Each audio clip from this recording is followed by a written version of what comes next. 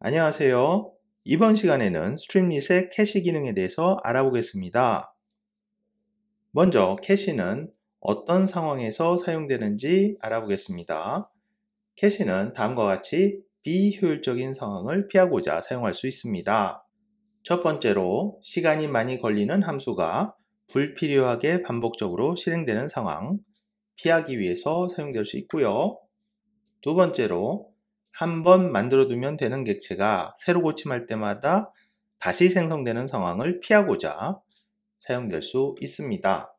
캐시는 아래에서 볼 수 있다시피 데코레이터의 형식으로 파이썬의 데코레이터 형식으로 적용이 되고요. 여기서는 골뱅이 st.cache underscore data 해서 캐시를 적용하고 있고요. 이 데코레이터 아래에는 시간이 많이 걸리는 함수가 정의되어 있다는 점 주목해 주시기 바랍니다. 그래서 def 키워드를 사용해서 시간이 많이 걸리는 함수 정의가 되어 있고요. 그 위에 이렇게 캐시에 해당하는 데코레이터가 적용되어 있습니다.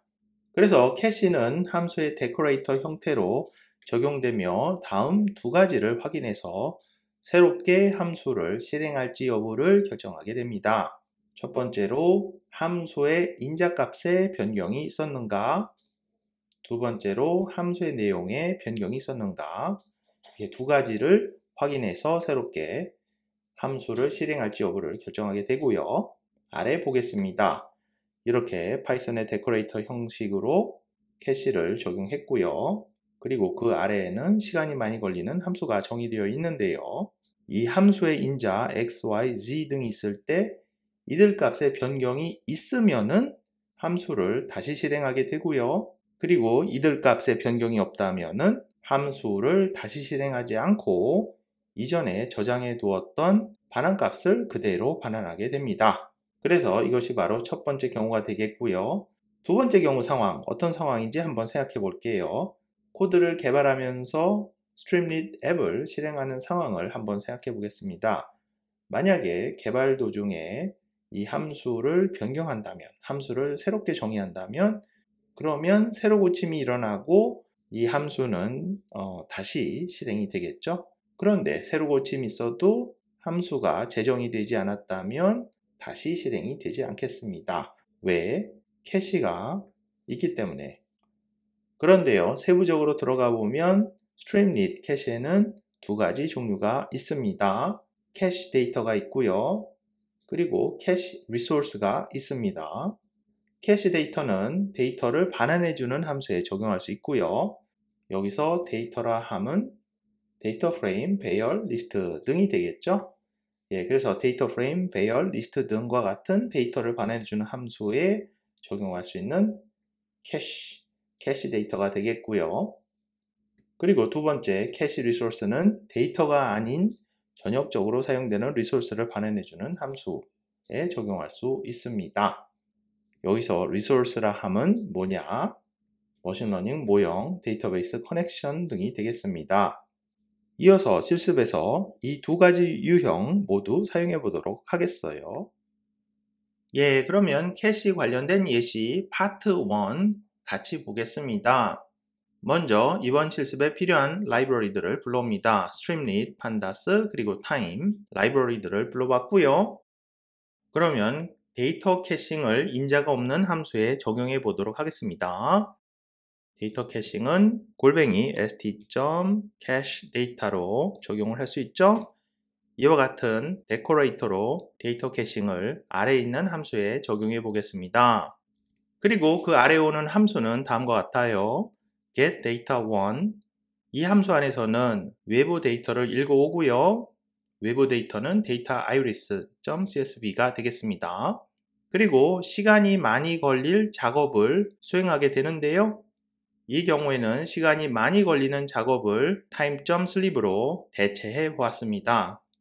그리고 이 함수는 읽어드린 데이터를 반환해주고 종료가 됩니다. 그래서 이렇게 함수를 준비해 뒀고요. 결과가 출력될 위치를 empty 요소로 만들어 두겠습니다. 그리고 버튼을 삽입하겠는데요. 버튼을 삽입해주고 클릭 여부를 감지하는 것을 동시에 할 수 있습니다. 다음과 같은 방식으로 하겠습니다. 예, 그래서 실행하기 버튼을 만들었고요. 키는 1로 넣어 두었습니다. 예, 그래서 이 실행하기 버튼이 클릭이 되면은 getData1이라는 이 함수를 호출해서 데이터를 받아옵니다. 그리고 받아온 데이터를 이 empty 요소에 출력해 주도록 하겠습니다. 이렇게 첫 번째 버튼 처리해주는 조건을 만들어 봤고요. 그러면 두 번째 버튼도 삽입해 보도록 하겠습니다. 두 번째 버튼은 클리어 버튼이 되겠습니다. 예, 그래서 이 버튼이 클릭되면은 이 조건이 true가 되고요. 그리고 아래에서 st.cachedata.clear 해서 모든 캐시 데이터를 클리어 해주도록 하겠습니다. 그래서 지금까지 작성된 코드를 저장해서 오른쪽 브라우저에서 실행해 봤습니다. 첫 번째 버튼, 실행하기 버튼을 클릭해 보겠습니다. 클릭을 하니까 시간이 많이 걸리는 작업을 수행하고요. 예, 그리고 결과로 이와 같이 데이터를 보여줍니다. 그래서 처음 실행할 때는 시간이 많이 걸렸죠? 그러면 두 번째로 실행하기 버튼을 눌러보도록 하겠습니다. 이제는 실행하기 버튼 다시 눌러도 이전과 같이 시간이 많이 걸리지 않습니다. 캐시를 클리어하니까 원상으로 돌아갔는데 그러면 다시 실행해 보겠습니다.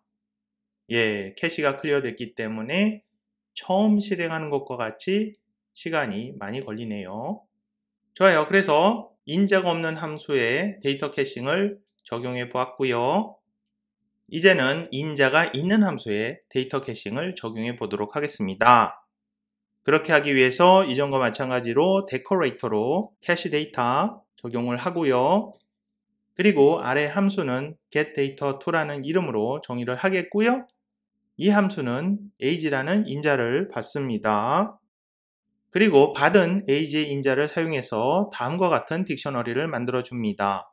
그러니까 외부에서 받은 인자값을 가지고 새로운 데이터를 만들어 주는 것이 되겠고요. 그리고 이전과 마찬가지로 시간이 많이 걸리는 작업을 대신해서 time.sleep 5초 동안 기다려 보겠습니다. 그리고 최종적으로는 데이터를 반환해 주겠습니다. 예, 이렇게 인자가 있는 함수에다가 데이터 캐싱을 적용해 보았고요. 이제는 슬라이더 위젯을 통해서 age 입력을 받도록 하겠습니다. 예, 그래서 슬라이더를 통해서 20에서 30 사이의 age 값을 받고요. 그리고 결과가 출력될 또 다른 empty 요소를 삽입해 봅니다. 이 경우에도 두 개의 버튼을 넣겠어요. 첫 번째 버튼은 실행 버튼이 되겠고요. 예, 그래서 실행 버튼을 삽입하고 이 버튼이 클릭되면은 이 아래 블록이 실행되는데요. getData2 함수를 호출하고요. 이때 외부에서 이렇게 인자값을 입력하게 됩니다. 그리고 이렇게 받아온 data2, myData2 이것은 딕셔너리가 되겠죠. 이 딕셔너리를 e2, empty를 통해서 출력해 보겠습니다. 이것이 바로 첫 번째 버튼의 역할이 되겠고요. 두 번째 버튼은 사실 이전과 똑같은 버튼이 되겠어요. 클리어 버튼. 좋아요. 그래서 이렇게 코드를 추가해 봤고요. 오른쪽에서 보니까 모든 것이 반영이 됐죠?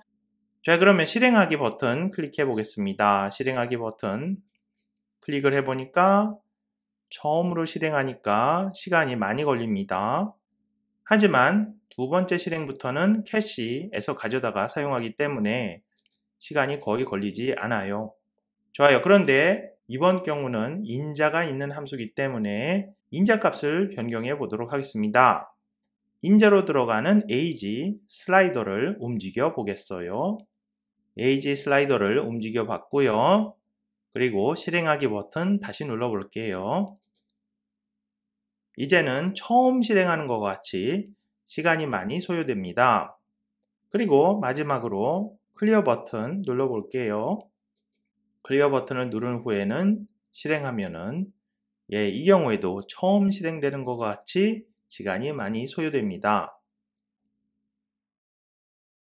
예, 그러면 캐시 관련된 실습 파트 2로 이어가 보도록 하겠습니다. 이번 실습을 위해서는 먼저 커맨드 라인에서 다음 라이브러리를 설치하셔야만 합니다. scikit-learn이라는 머신러닝 라이브러리를 설치해 보도록 하겠고요. pip install scikit-learn. 예, 그래서 설치해 보겠습니다. 예, 설치가 됐고요.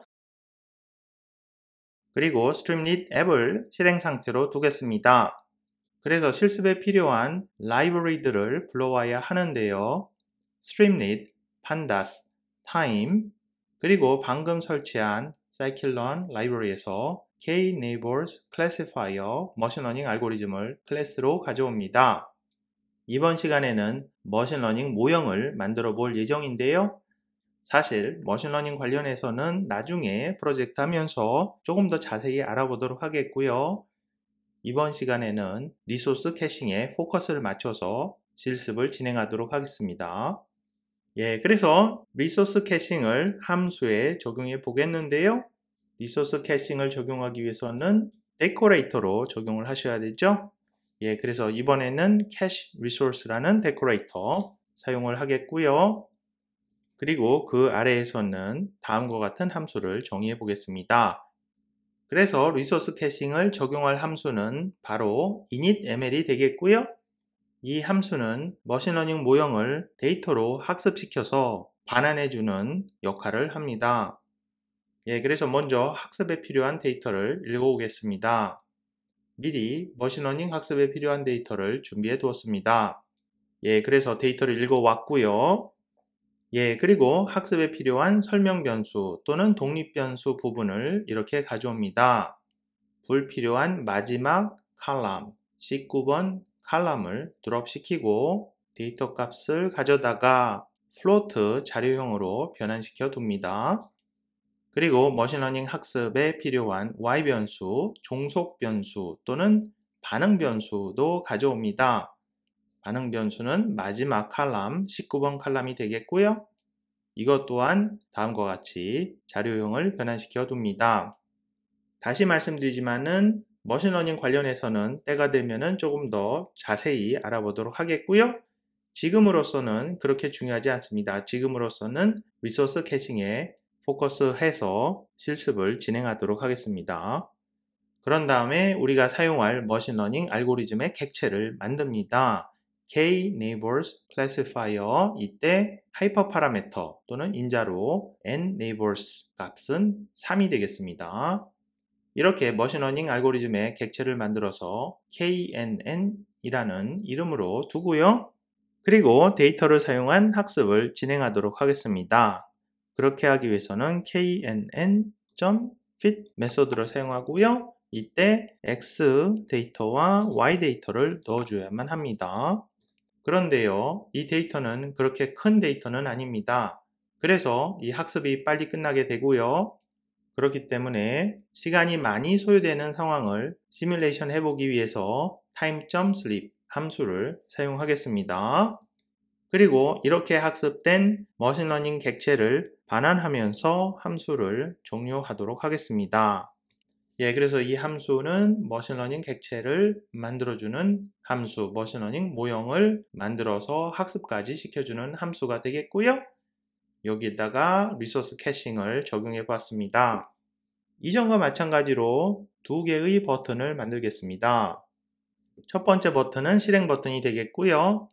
실행 버튼이 클릭되면은 initml 함수를 실행해서 머신러닝 모형을 받아옵니다. 그리고 OK 메시지를 출력을 해주는데요. 두 번째 버튼 클리어 버튼이 클릭되면은 이 함수에 배정된 캐시를 클리어 해주고요. 그리고 그 다음에는 모든 리소스 캐시를 클리어해 주도록 하겠습니다. 좋아요. 이렇게 두 개의 버튼을 만들어 봤고요. 그러면 이것을 저장해서 실행해 보겠습니다. 실행하기 버튼을 처음으로 클릭해 볼게요. 처음으로 클릭하니까 시간이 많이 소요됩니다. 그리고 실행이 완료됩니다. 다시 한번 실행하기 버튼 클릭해 보겠습니다. 이제는 빠르게 실행이 되죠? 캐시에서 모델을 가져오기 때문에 더 이상 시간이 많이 소요되지 않습니다. 그런데 아래 캐시 클리어를 클릭하니까 모든 것이 클리어 되고요. 이제 다시 한번 실행하기 버튼을 눌러보면은 처음과 같이 시간이 많이 소요되는 거 볼 수 있어요. 그래서 정리해보면 캐시를 사용하면은 꼭 필요한 경우에만 함수를 실행하게 됩니다.